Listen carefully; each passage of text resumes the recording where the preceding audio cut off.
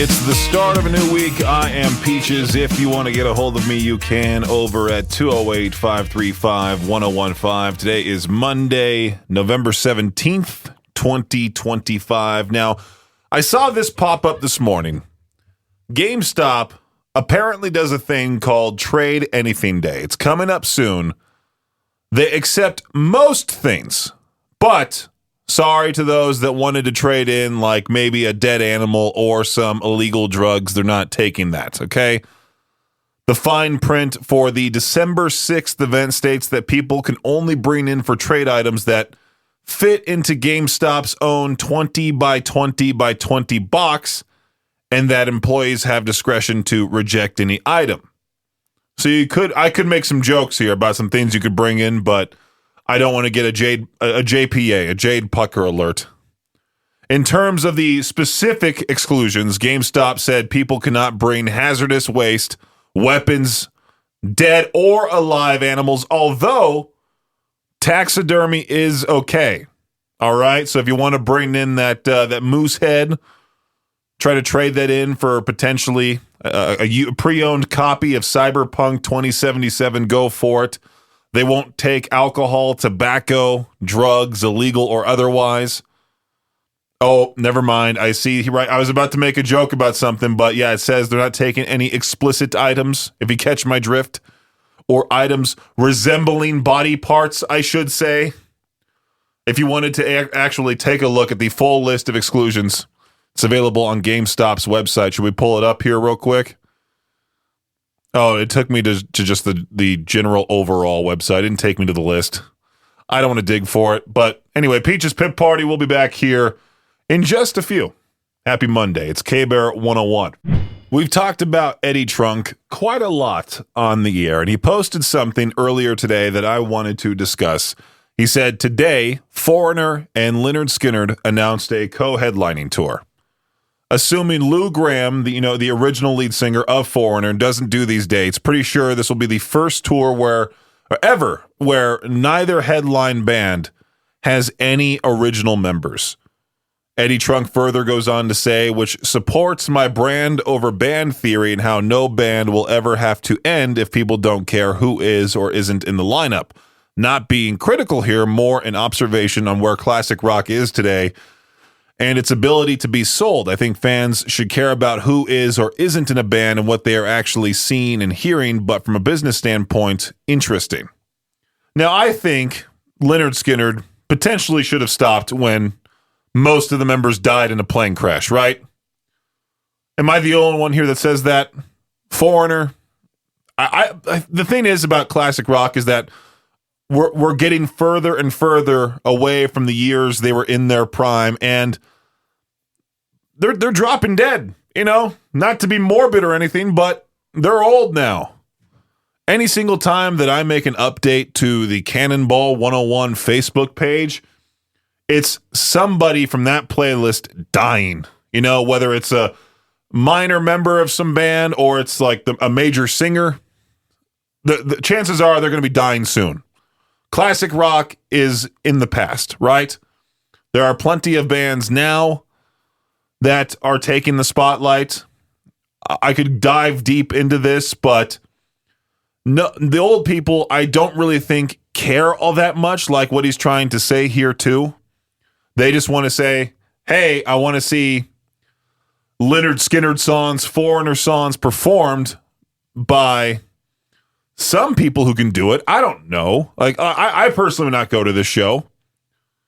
It seems kind of dumb to go see Lynyrd Skynyrd made up of entirely other people. Foreigner, the same thing. I didn't care for Journey getting announced for the Eastern Idaho State Fair because they don't have Steve Perry. Like, that's just one member. I believe they still have their legendary guitar player, Neil Sean.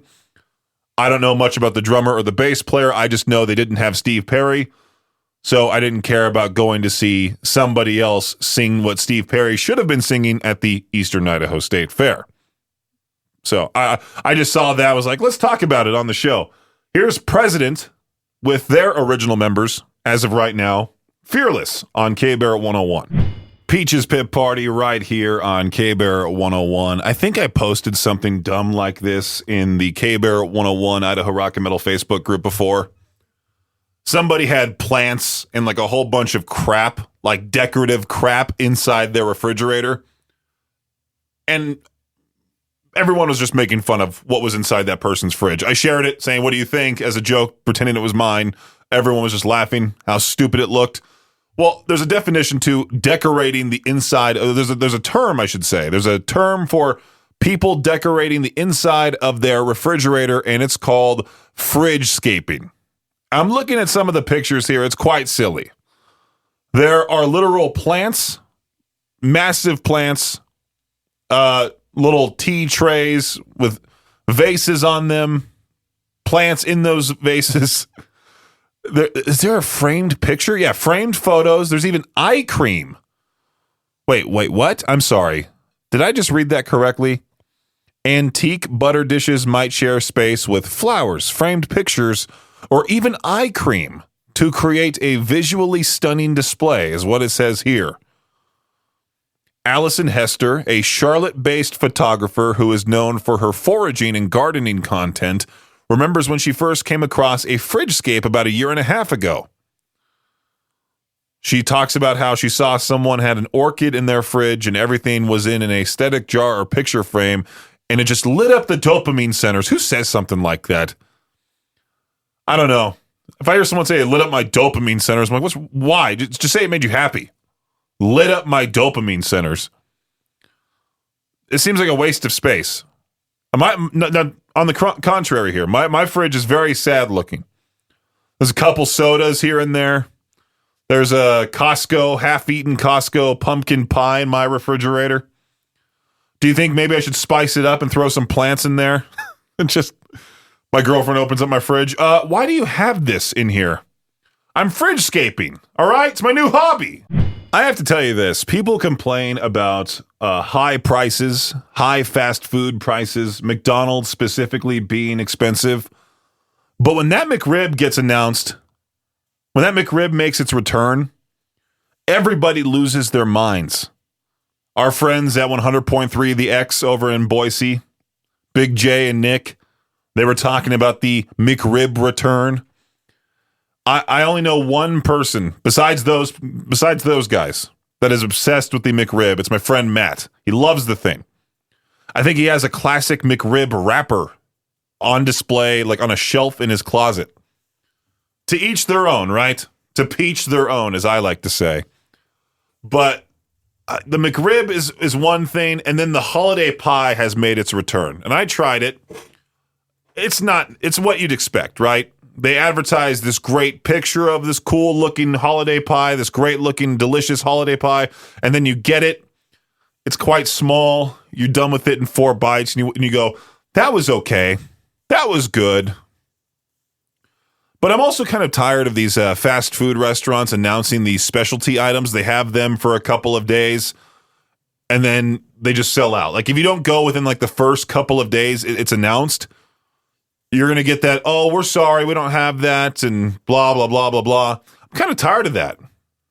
The holiday pie, it's decent. The McRib, I haven't had it in years.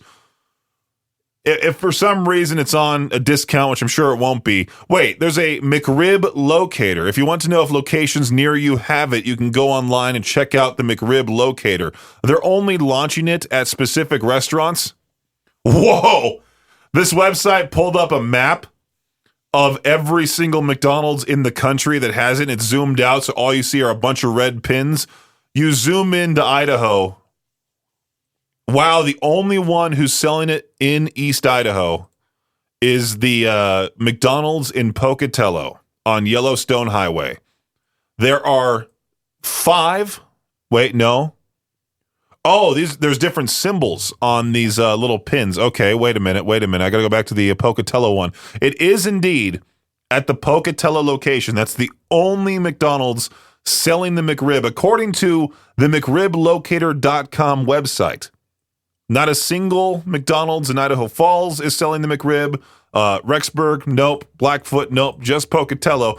You go to Boise, you go to the west side of Idaho, there are There's one that's a definite yes selling the McRib. There's 4 question marks, and then there's one X. One McDonald's in Boise refusing to sell the McRib. All right.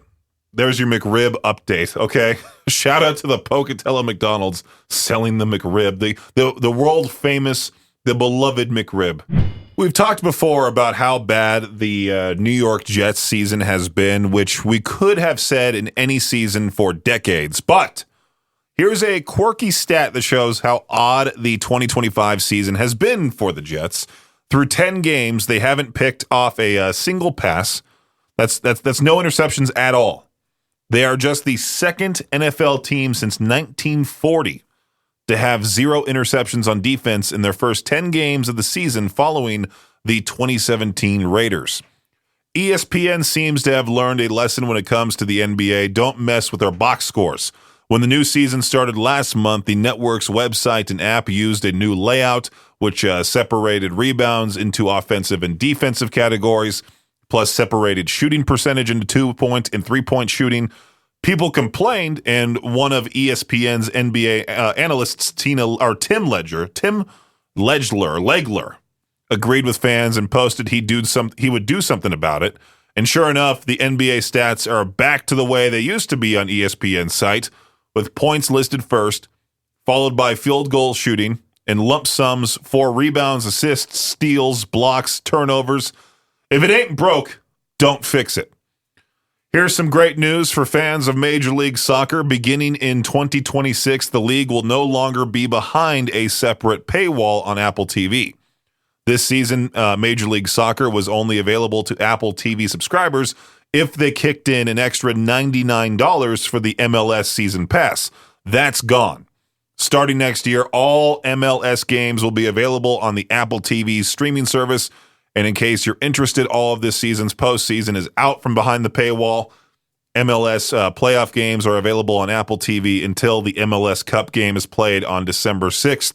I would pay $99 for soccer to be completely off TV, completely no longer a sport. That's just how I feel. That does it for your Shot Clock Sports Update right here on K-Bear 101.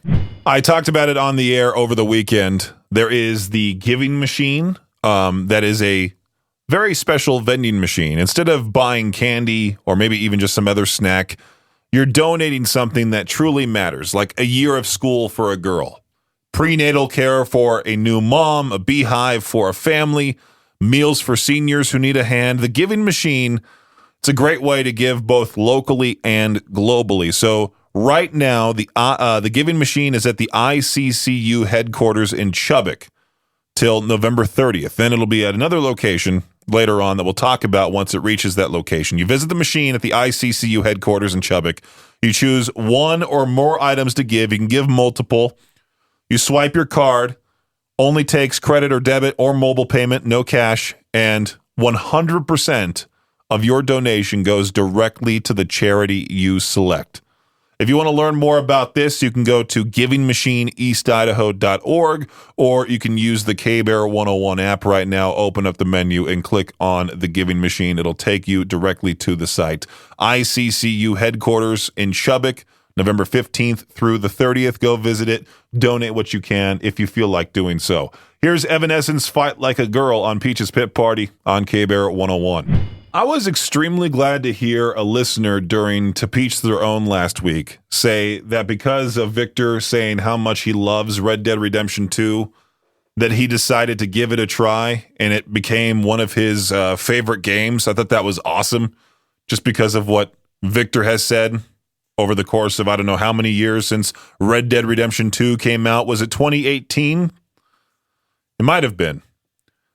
So I was reading this news over the weekend that Rockstar's classic game, Red Dead Redemption 1, that was released in 2010, is getting an updated release across nearly every major platform, including PlayStation 5, Xbox Series X and S, Switch 2, iOS, Android, and Netflix. The re-release is scheduled for December 2nd.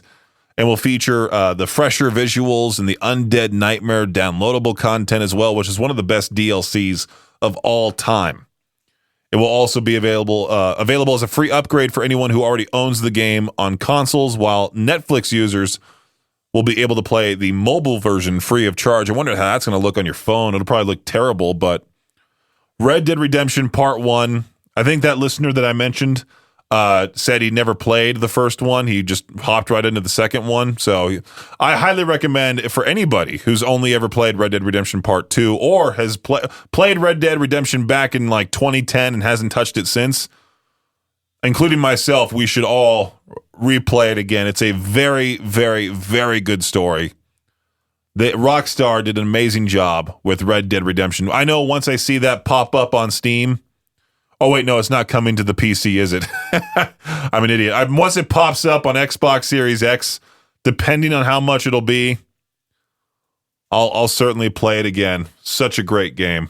I'm super glad that Josh and Chantel from Classy 97, they have a whole lot of patience. They're a lot nicer than me because I have access to the Classy 97 Facebook page, and I see when messages pop up on my lock screen for the Classy 97 Facebook page. And for the past, I should say maybe past couple of months, ever since October started, I mentioned it during the beginning part of October that I said, I'm shocked nobody has messaged the Classy 97 Facebook page asking, when does Christmas music start?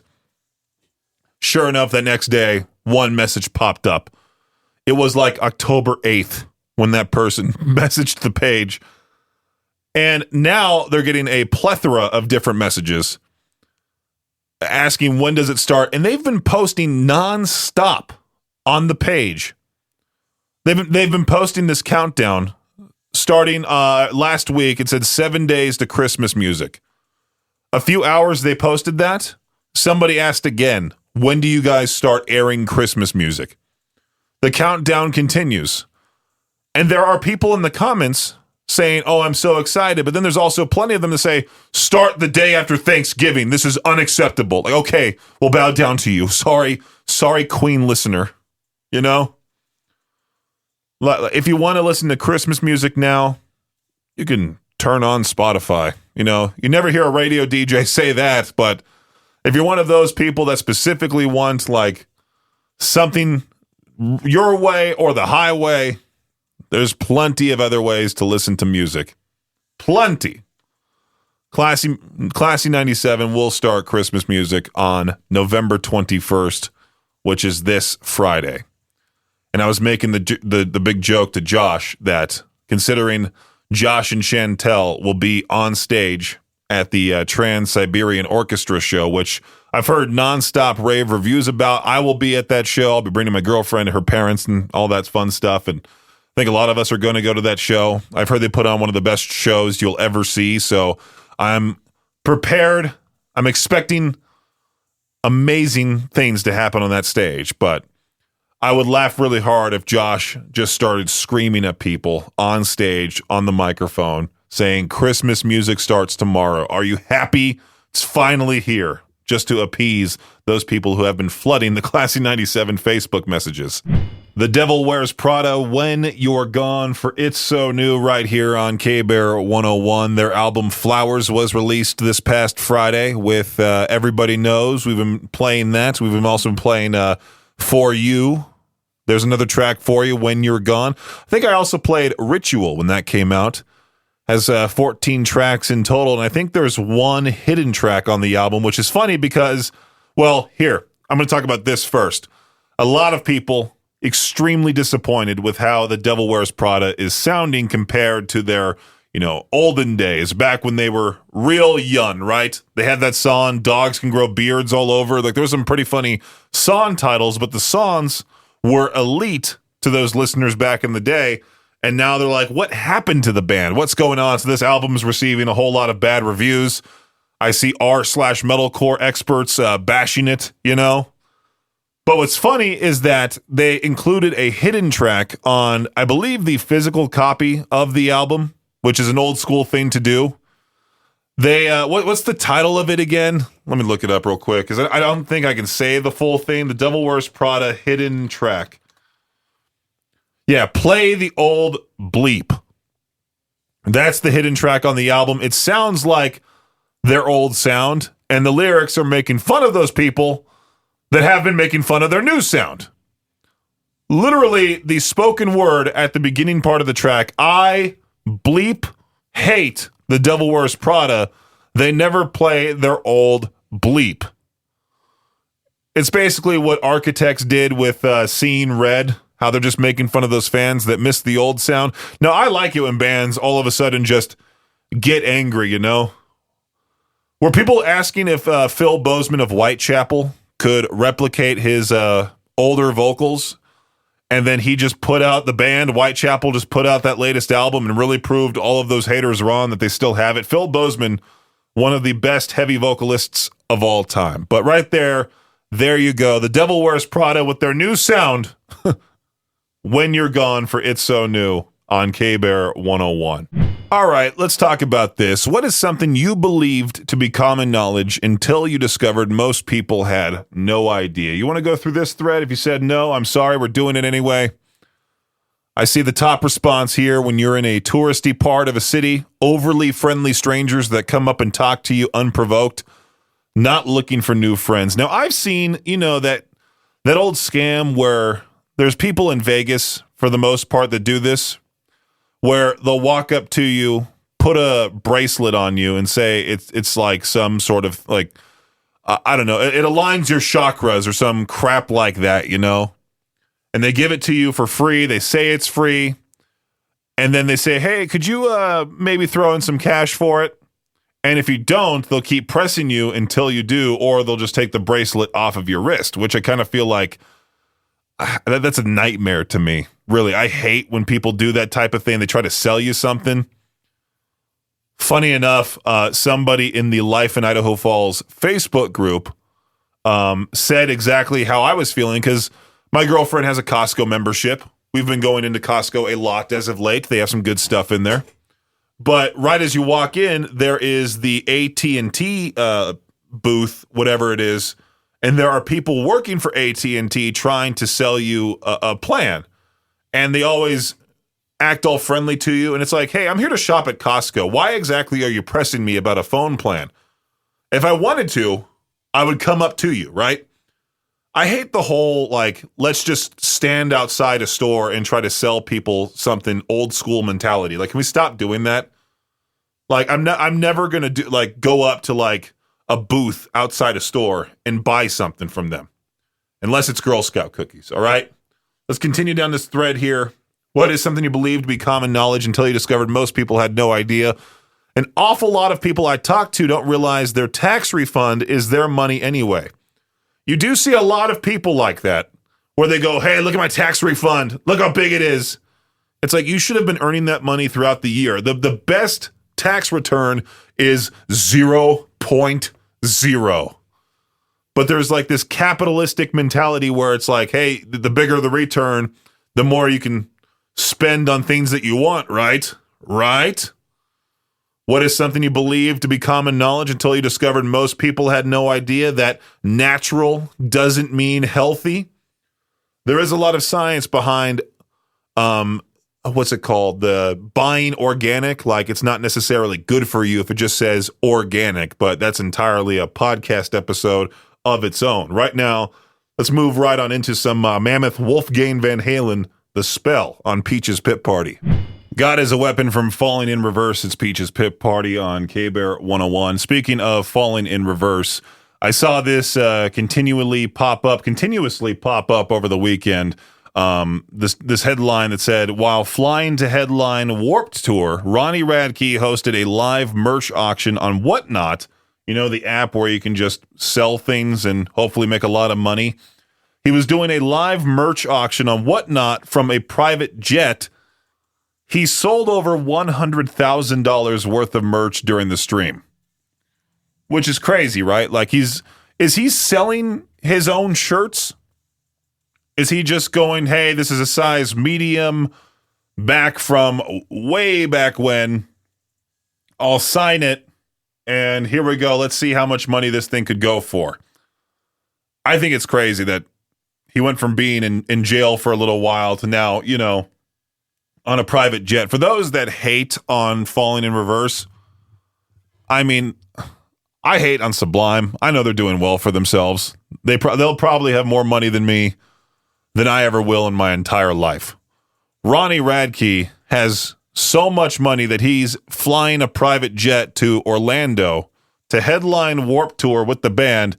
And then I also saw that he just immediately left Florida right after the performance. Like, there are some smaller bands trying to make it at Warped Tour that were at the merch tables trying to just meet their listeners, maybe acquire new listeners, sign things for people, you know.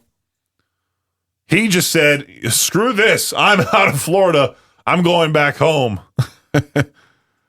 Oh, Ronnie Radke's selling $100,000 in merch. Maybe I should just go on Whatnot and pretend like some of my old t-shirts are a big deal. Here's a size 3XL tee. Nobody will be able to fit in it besides maybe another gargantuan human being like me. Let's start the bids at $20 and see where we can go from there. I've been talking a lot about Black Ops 7 from Call of Duty. After being revealed during this year's Xbox Game Showcase, the game is officially out on console and PC. But as quickly as the game was released, things have took an interesting turn. A lot of people fielding numerous complaints against the campaign that I've talked about a couple of times on the show, as well as the noon hour of Madness and Mayhem, that the campaign is online only.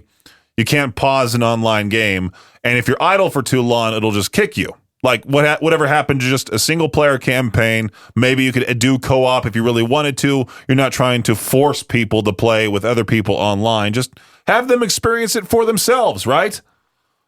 But Call of Duty has been using generative AI for in-game assets for quite some time. I've noticed it. It's been pretty obvious. It's gotten so bad that there is a congressional representative by the name of Ro Khanna, a Democrat representing California's 17th district, is calling for regulations that put real human artists in control of how AI is deployed. He further suggests that artists should share in the profits and that mass displacement should result in taxes. I do agree there should be regulations on AI. Like, there should be some things that you can do for fun, have AI do tedious things for you, like a podcast description or whatever else you need it to do. But to replace art with it, I'm not necessarily the biggest fan. Yet again, I am the guy that has been using the Suno AI to make these dumb songs. But am I trying to make money off of it? No. Am I using it just for like a brief little entertainment break for potentially like the noon hour of Madness and Mayhem? Yeah, but if a real artist ever said, hey, I made you a jingle for the noon hour of Madness and Mayhem, I would be like, okay, sick. Let's hear it. Let's play it on the air. Talk about that artist. I'm sure it'd be great. It'd be awesome for a person to do something like that. Maybe we should make that a contest. Have listeners try to make their best noon hour of Madness and Mayhem jingle, and the best one gets to be the theme song for it for however long. But yeah, this whole using AI for video games, we got to add some regulations to it. Okay, the future's looking scary. I've been messing with that stupid Sora app as well, trying to make these dumb little videos. I sent a horrible video that I don't think Victor or Jade has seen. It's quite grotesque. Now, if I see any AI slop out there, I do my best to send it to Victor to really just freak him out. Now, I saw this pop up a couple of times, meant to talk about it earlier, but better late than never, right? A Pennsylvania man had a very rough day last week when he was shot in the back by his very own dog. Police say the bizarre incident or accident happened last Tuesday night in the victim's bedroom.